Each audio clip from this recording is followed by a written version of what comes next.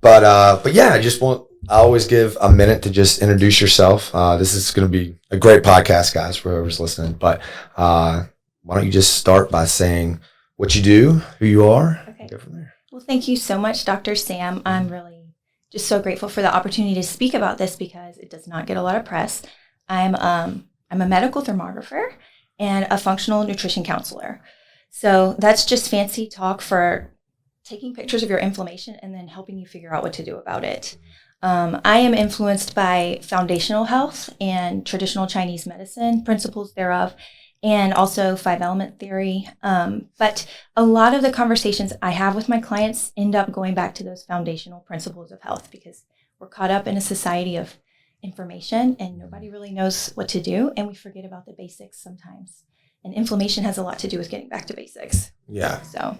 Well, that's awesome. And I have personal experiences with this, and we were talking before we started recording about how excited I was because I've kind of gone through some health stuff that have gotten back. I'll give my first story. It was huge acid reflux. Okay. And my mom was more into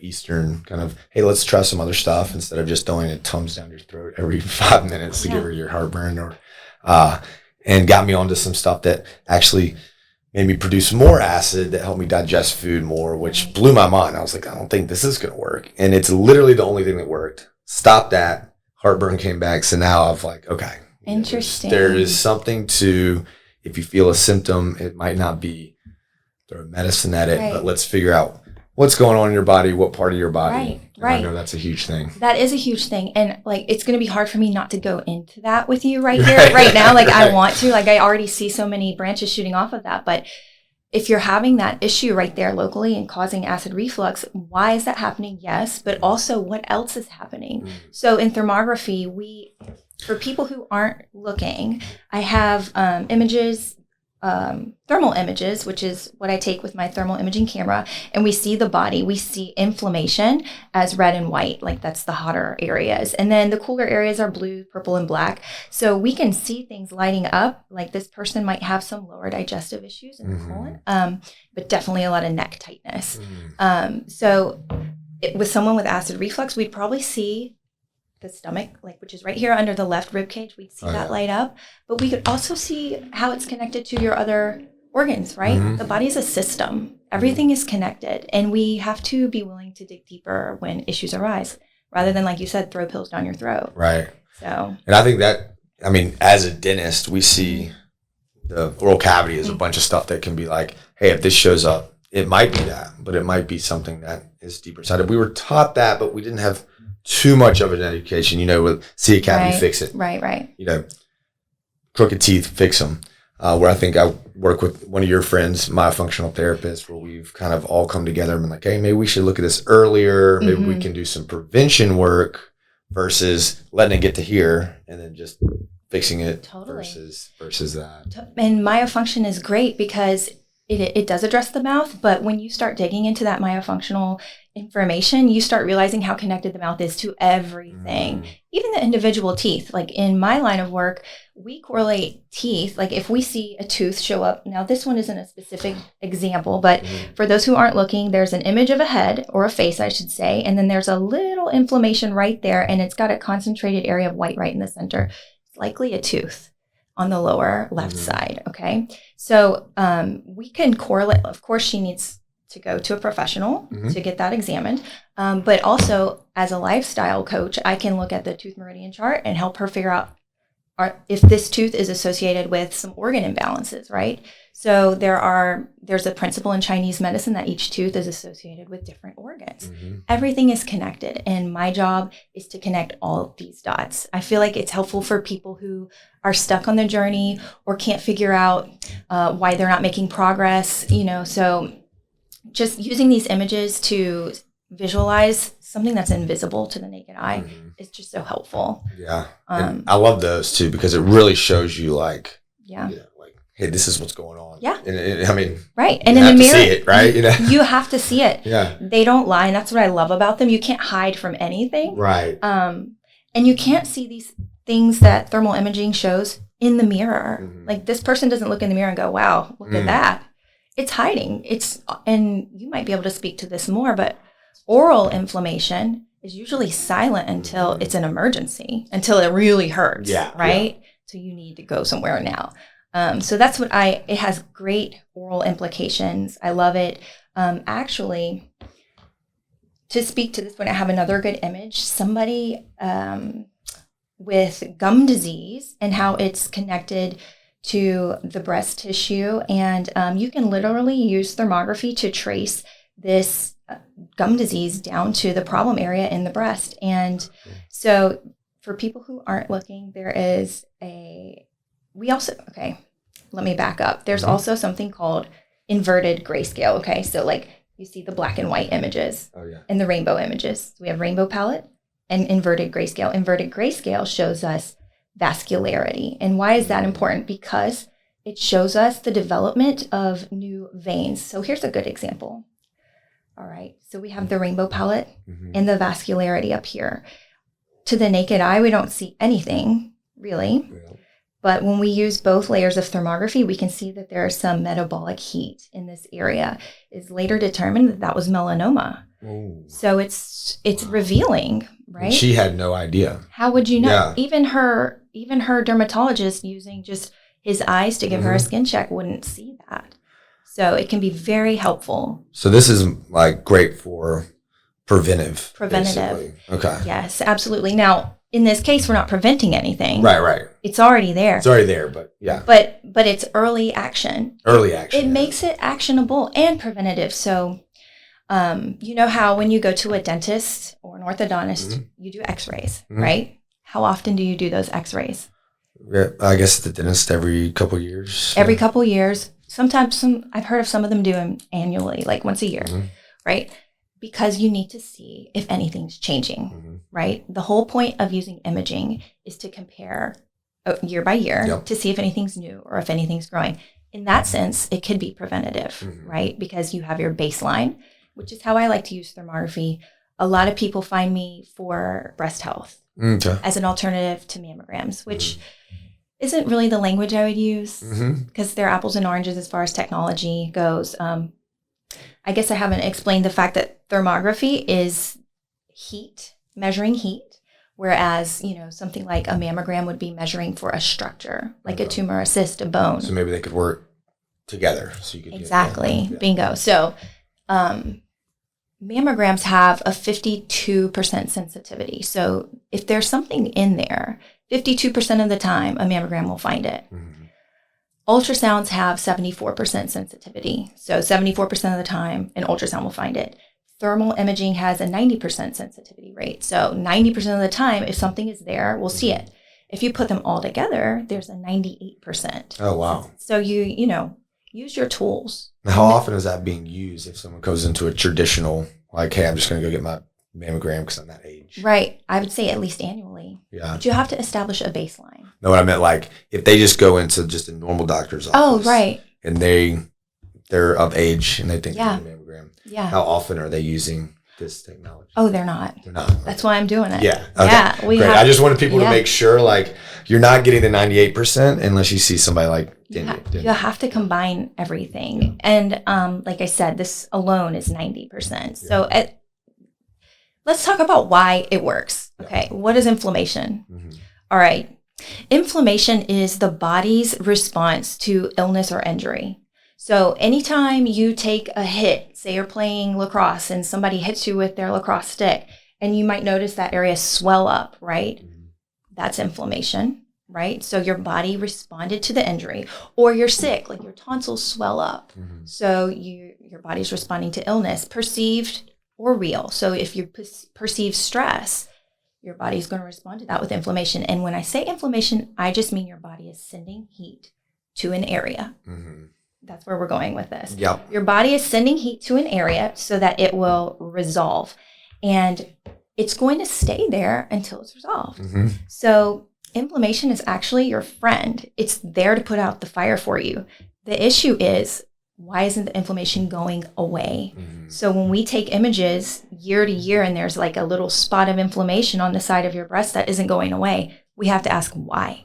What's going on there that your body keeps sending that firefighter to put out that fire? Right. And we'll see it. We'll visualize it here in thermal imaging. Is this okay? No, yeah. Okay. Yeah, perfect. Sorry. Yeah, no, you're good. But like, for example, you see right here how there's some red spots there. We don't want that. Why is the body sending little soldiers to this area? What needs to be resolved there? So inflammation is our guidepost. And that's what we measure. That's great. So that's why, it's kind of like going to the dentist would be like staying with you in a course where you're saying, hey, let's watch where the inflammation's going. Right. And if it's in one spot for a little bit, say you get tennis elbow or something, good. It resolves, fine. Right.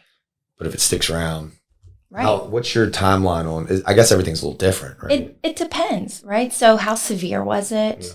Yeah. What is your body going through? Is your doctor digging for what the viral root cause could be? Are there viruses? Are there things in your lymphatic system that are working?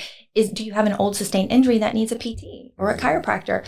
I love using thermography for checking out the spine because we can see the actual vertebrae that are impacted the most. Now, remember, red and white are the hottest on this scale. So check that out. That made me want to change my posture. Right? Always. I was like, wait a minute. Yeah. I see that every single day. Every time you see that, I'm like, right. Oh, God. Yep. Pull those shoulders back. Yeah. But truly, her pain in this image, her pain is here, right? A lot of people grab that area. Yeah. Oh, it hurts here. In thermography, we can see the actual nerve pattern. Check it out. It goes right down there to that vertebrae, right? So while massage might relieve it temporarily, the only way that this is going to actually resolve is if you take care of the hot spot in the spine. This is in between certain vertebrae, right? She's going to have to decompress that. Maybe work with someone who can help her decompress that, but likely, you see how there's another really warm spot here. It's likely due to posture, seated posture. That's interesting because being in the dental world, dentists are always, we're like this all day. And that's like the whole world now. Like you're in, especially I heard something about people working from home. So they're not in like traditional desks. They might be on their bed doing their computer. You're right. They're doing this. And so they were talking about how a lot more back problems have come up. And I think I saw on your story, after getting interested in your stuff and stalking your content, it was about like what percentage of people had it like back here, inflammation on the back of the neck, where it was like everybody I see. Everybody, yeah. I mean, look at this. I said so like one person out of everybody came in. Exactly. Yeah, there was one person, and she does weekly chiropractic care. She'd been working on it. I mean, even this just random example I have up, you can see that the neck is strained. And usually that results in strain here too, because there's compensation, right? Yeah. So we always have to think about our posture, and we always, our body is everything in our body is connected to our vertebrae. Yeah. Everything, all our organ function, everything depends on our spine. So this is a big one, and I love thermography for this use. So that's great. Yeah. So I know that you also have your initial background is nutrition, right? Yes. Nutrition, and then got into the thermography. How much is nutrition? So why don't we start with this? If I come into your office the first day, what are we doing? We're going to take some images. We're going to baseline you, right? We need to see what you're working with. So let me see. There are some examples of people who have digestive issues, right? So like when we think of digestive issues, we think stomach, spleen, we think liver, gallbladder. And there's a lot of liver and gallbladder dysfunction these days because of all the toxins in our environment and in our food. And we would look at your thermal images and determine, is there anything? First of all, a doctor would be looking at your images because I send them to medical doctors, which is great for peace of mind knowing a doctor saw your images. But we would look at your images and decide if, based on that doctor's report, you have any digestive concerns. Here's an example of, this is the left side of the body. It's a lateral shot. There's some inflammation here on the upper left side under the ribs. This is indicative of stomach inflammation. So we look at things like stomach acid. We look at things like supporting your spleen. We look at different diets that would help that. So you wouldn't want to eat certain foods with lower stomach acids. We need to understand what's going on with your stomach. If we were going to talk about your liver, we would talk about the types of foods we support liver health with. So we talk about diet, yes. We talk about emotions because emotions are frequencies. Frequencies get in our tissue and they do what frequencies do, vibrate, and they cause your tissue, which is right beside it, to vibrate the same way. Yeah.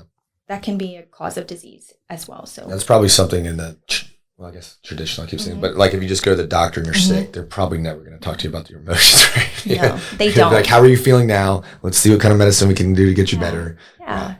Right. And that's the difference is time. I spend at least 2 hours with my clients when they come in because we need the full picture. We're getting the full picture here. And we also need the full picture of your health, diet, movement, emotions. Like movement is so huge too.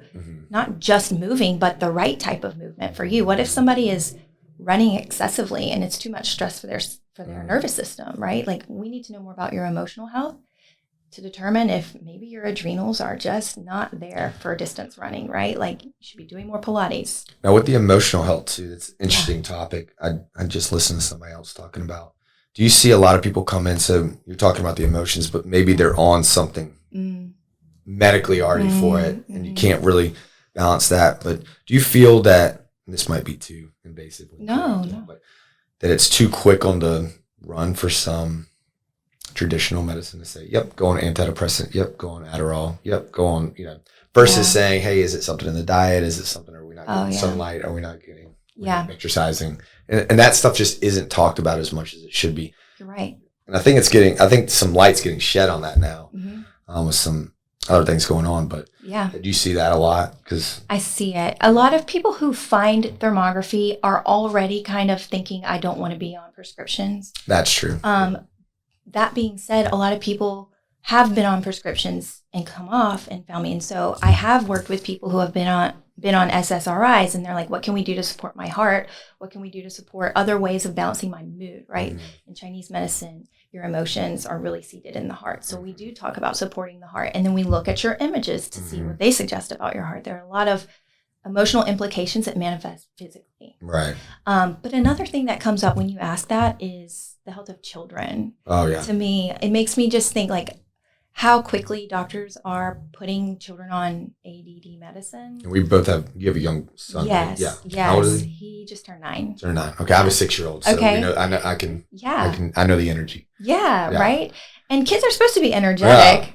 But back to myofunction, right? Like sometimes the body is just trying to give you a signal that it's not doing something right. So it comes out perceived as ADD. We need to look inside. And this is why this is so good. So I also do muscle testing, which is a really neat way of asking your body what type of herbs and supplements could balance it. So we can talk more about that later, but it's a way that your body prioritizes what's going on inside of it and matches you with something that's actually going to work supplementally, like a clean herb. I use that with my son to help him actually with some attention issues, and we came up with an herb, and he's been doing great. He's also has some of those myofunctional tendencies, so I can't wait to work with Ashley on that too. So just a lot comes up when you talk about those mood things because it's part of your health. Right. You cannot omit emotions. You can't do that. No. Unfortunately, we all can't just be in one direction. This is the exact thing to do for every single person. So it's the hard work. It really is. I mean, to be honest with you, in the last year, for years, I've been working on my own health. But the last year, I kind of focused on emotions only. And my cholesterol came down 100 points. Oh, wow. I haven't done anything different. Besides emotion work. And I did do the blood type diet, but that's a different story too. Well, it's funny that I feel like people know that because everyone's always like, oh my God, the stress is killing me. Like this person's killing me because I'm getting gray hairs or, breaking out so they know that emotions are doing it, but we do little to do anything about it. Where if, you had something else going on, push it down. You probably would, right? Yeah. Like, you don't have time for that. So emotions, yes. Stress, huge. I have one visual that is tremendous. I actually had somebody bravely quit caffeine for me and let me observe what would happen. Well, I'm chugging caffeine. I'm so sorry. I don't want to make you feel guilty. Okay, it's not everybody that responds this way, but I did. I did observe her, and here are the results. So this is the day she quit. I've noticed there is rainbow, and there is also inverted grayscale. So in the first one, you'll notice some spots. Look at the last one. This is 2 months later. There aren't as many spots, right? Yep. And then see how much blue is here versus how much blue is here. Same in the breast tissue. By the end, look how much blue is there that, it's just really amplified. Her body cooled down in 2 months. And the spots in these inverted grayscales are indicative of hormonal imbalance. So this could be estrogen or cortisol. Either way, it's stress response. Yep. Her hormones are far more balanced in a matter of 2 months by just quitting caffeine. And notably, she was sleeping a lot better. So, So it's really, this is another use of thermography, is to monitor your progress. And as a nutrition, do you do a lot of, we talk about getting on this diet and this diet, but this looks like more like an elimination thing. Like, hey, why don't we stop doing that? And then we'll see what happens. Right. So based on our conversation, like if you came in and you told me what you do and how you eat and what like your emotional things that bother you, we might need to eliminate something that could be causing more stress. Right. If we found out you had low stomach acid and you're eating a lot of beef, that could be really stressful for your body, and you might look a little more like this. I think you already got me. I do. Sorry. It's good for you, but it needs to be balanced. I'm getting a free session over here. I got my coffee, dude. I'm so sorry.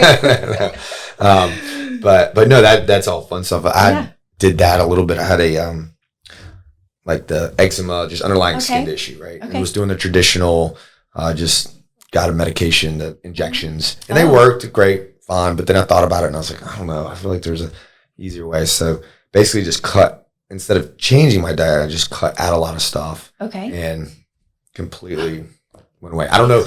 Problem is I don't know what I cut out. It was probably just all the junk chips and, that'll do it. The middle of the grocery aisle is what we call it. Right, yeah. Do you want to unpack that emotionally? Yeah, I know, right? We could. We could. Emotionally, I did stop and have to eat Doritos, but I'm over it now, so we're good. But I'm really glad that you found that. Yeah. Because sometimes it is that simple. Yeah. It could be stressing your digestive system out, and your body sends you a signal on the skin that you can see. Right. So you can do something about it. That's an example of inflammation being your friend. Yeah. And it's funny, we see that and then we put creams on it like it's the skin's fault. Yes. Like it's the skin's fault. Like, I have a skin problem. It's like, I don't know. It seems like it's all over your body. Yeah. It might be something else. Yeah, so. I see eczema a lot in children too. It really, like, I don't remember seeing that growing up, and now we see it a lot. So what's happening inside? And that's the questions we ask. It's got to be that food that we're getting. It is. Now you talked about, and I know that I'm getting into stuff that I want to talk about with you, but that blood diet. Yeah. Yeah, blood type diet. And I know you had just started that, but how did that turn out for you? You still in the middle of it, or? Oh, I'm still doing it. Still doing it, okay. Because I'm convinced. Yeah. Oh, okay. So I'm not an expert, but scientifically it works because the type of blood you have in your body, the cells have antigens that create antibodies. And if you have type A, for example, you're going to have a different type of antibody produced than somebody with type O. All that means is whatever food you're eating, if those antibodies think that food is a bad guy or a good guy, it makes a huge difference. So depending on your blood type, it's going to think different foods are good or bad. And there are characteristics like we talked about low stomach acid in type A. Is that your blood type? A plus. Okay. We need to talk about this. I am also A positive. So unfortunately for A positive, the general approach is less meat, more grains, like vegetarian, but lots of fish for animal protein. I didn't want to do that because I love steak, but I'm telling you, I feel so much lighter and cleaner in the middle, right? Like my stomach doesn't feel heavy after I eat anymore. And more energy.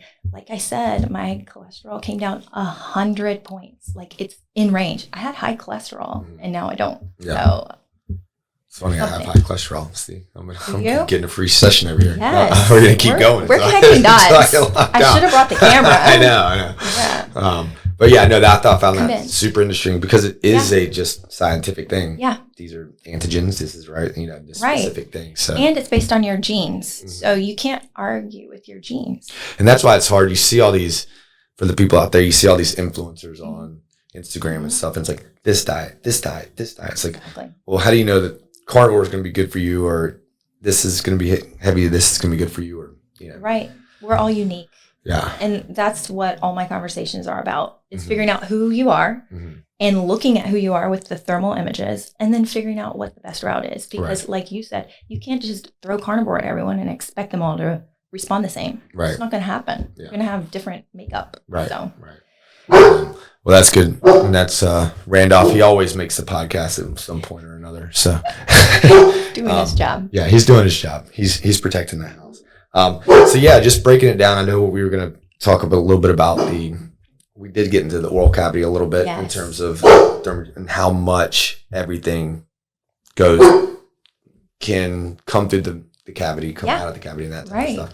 So you can see a lot just by your thermal imaging, which makes a ton of sense as an orthodontist. Okay, good. We actually produce inflammation because when we're moving the tooth, it's going to move. It's going to cause some cells to take down some bone and add some bone, but then it stops, right? Right. It's those people that we come in and maybe they haven't gotten their cleaning in 5 years, but it's not really noticeable. The x-rays don't look too bad. They haven't gotten bone loss yet, but they're about to get it. So because that inflammation is there, and you can almost, as a dentist, look at it and be like, even though that their gums aren't bleeding, their gums aren't red, and they're like, yeah, I'm fine, and their bone levels aren't there, you can almost kind of be like, there's something going on here, but it's not enough to diagnose like, hey, this is okay. So that combination thing might be cool. Yeah, come see me. Come see you, and then we look at that, and then if that shows up, then you could say, yeah, you need to get on some kind of periodontal recall or something like that. I love that. Or maybe don't start your braces right now because we do have an issue before that you need to take care of. Right. That's a little bit more important than moving your teeth, because if you move your teeth and then all your teeth fall out, it's not a great service that I'm providing. Right. Yeah. But you create inflammation. That's an example of it being good too, right? Like it's managed and controlled, and professionals do it so that all your teeth don't fall out. Because I'm pretty sure if you did braces too fast, right? Yeah. That'd be bad. That's bad. Because it'd be too much inflammation. So like technically your job is managing inflammation. I mean, you're pretty much a pro at this too. I love that you said that. I actually like what's circled here. That's actually my head. It's this area right here on my face. That's where I had a wisdom tooth removed. I've had all 4 of my wisdom teeth removed, like so many others. How long ago? I was probably 20 years ago. Okay. So time. Yeah, right. But despite it healing up, there was still a hole there where bone did not regrow, which, a dark and moist, empty hole in your mouth, that's a breeding ground for bacteria. What happens when you get bacteria in a dark, empty hole in your mouth? Infection. So thermography showed me that there was infection in my cavitation where a wisdom tooth once was. And I was able to go to a dentist and have it remediated. So, they opened it up, injected platelets, cleaned it out, found bone fragments in there, found an oily cyst was in there, just like disgusting, right? But how would I know? I had no pain. I couldn't see it. What? Like, look at the image. There's something there. And that's what I love about it. It's like being a detective. Yeah. So. Yeah, this is good too. We get a lot of, as orthodontists, we get a lot of, what people think is jaw pain. So they come in for TMJ, they call it. Yeah. And so we're trying to figure out where their disorder is coming from. A lot of times it's inflammation in the muscle. A lot of times it's different things here, different headache stuff. And it's not actually their joint, which is a good thing. They don't have to have joint surgery, but then you have to figure out how to manage that. Definitely. Which can be a little bit. Oh, TMJ is a deep dive. Yeah. TMJD. Yeah. I bet you see that a lot too, but our mouths are changing. Do you work with, I know you said with the Eastern Chinese medicine, the acupuncture, is there like different, Oh, yeah. Not to open another thing, I'm supposed to let you go after 20 minutes. No. Like I said, we could go very deep on all of this. I love acupuncture. I know really good acupuncturists too. Like half of my job is knowing people who can help with what we find, because that's the most common question. What do we do now? Like I see that now. What do we do? So acupuncture is terrific because it's another invisible approach, right? It's opening energy channels. And in acupuncture, you have energy channels associated with all the different organs. So if we notice something in your liver or we notice something in your heart, and an acupuncturist can help you balance the energy to those organs with specific points. I love acupressure, which is something you can do with your fingers. You don't even need needles. So once you learn about points and what they do, you can kind of self-treat.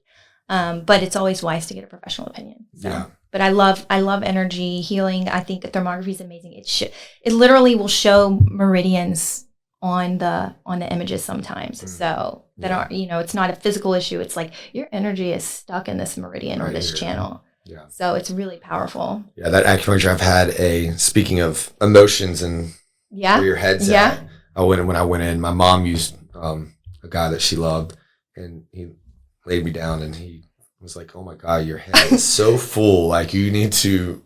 So he did one, and I kind of was like, "I don't know what this is." I was younger, and there was one somewhere, and it just felt like it was like a release, and almost just you would walk out of there just like no problems, cool as a cucumber, I love that. Like just totally relaxed. There's something to it. Yeah. I need a volunteer to come do acupuncture in my imaging studio and let me take before and afters. Yeah, because I want to see like the physical effect it has on you, because energy is real. Yeah. Well, I've already gotten a free session, so maybe I'll be your guinea pig. I'll just keep it going. Yeah.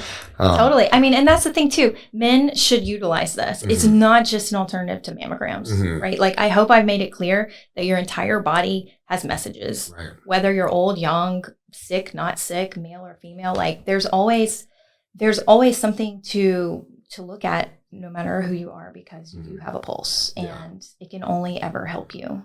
Well, I love you're doing this kind of stuff, and I love that you're being putting stuff out there on social media and just educating people, because I think the biggest thing is people not knowing this stuff exists, and not knowing that there's an alternative way, not knowing that diet can be related to your blood type, and then all of a sudden you feel so much better, and then you're sleeping better, and then you're in better mood, and then you have better time with your family, and all this stuff can kind of contribute. That's what we look at with the mouth. Like, if you go into a dentist, if you have a pain in your tooth, it's going to be terrible. So, if we can stop that before it comes and all this stuff. So more of that preventive work, getting in there, seeing what's going on with your body. Definitely. It's awesome work. I mean, it's amazing when you pick up all the pieces, how much better you feel. Yeah. But you have to pick them all up. You have to pick them all up. Yeah. Yeah, and that's the tough part. So really appreciate you coming on this morning. I know I took a chunk of your morning here. So thank you so much. Get on with your day. And for those that want to find Danielle, where can they find you? So social media, the best spot would be Instagram at the Wellness Coordinator.